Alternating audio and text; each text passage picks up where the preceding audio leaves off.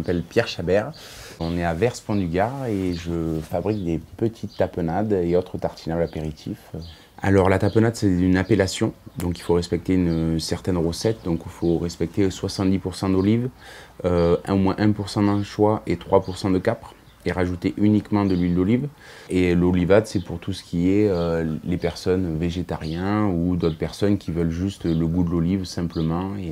J'ai décidé de faire mes tapenades en bio et étant donné que tous les produits que je fabrique, je les consomme au quotidien, je voulais cette charte de qualité imposée pour mes produits aussi. Alors la particularité de tous nos produits à base d'olive, c'est qu'on enlève la peau des olives. Comme l'olive en bio est confite au sel, on garde un surplus d'amertume dans l'olive, et pour arriver à avoir un tartinable aussi doux et de qualité, en enlevant la peau sur un tamis, sur une raffineuse, on arrive à enlever 90% à peu près de la peau.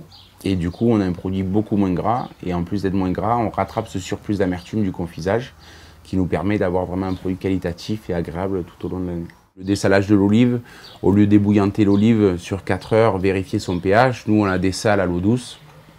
On attend des fois 2 jours, 3 jours, selon ce que demande le temps que demande l'olive. On la goûte, là on la met à égoutter une demi-journée et après on peut se permettre de broyer. Après on fait tout l'effort d'enlever la peau des olives, ce qui nous fait un rendement 10 fois inférieur qu'un industriel classique qui va broyer sur un gros tamis. Et voilà, donc du coup c'est les petits détails qui font qu'à la fin il y a ce rendu là et cette qualité là tout au long de l'année.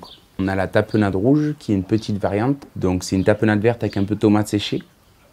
Donc cela nous permet de rechercher un petit peu l'acidité, et ça avec un rosé, ça va très très bien à l'apéritif.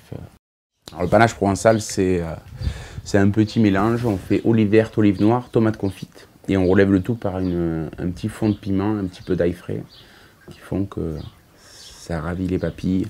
Après, tous ces produits à base de tomates vont très bien aussi avec des pâtes, avec des petites vinaigrettes. Ça nous permet d'accommoder les sauces, de rehausser les petites sauces tomates qui sont un peu fadasses.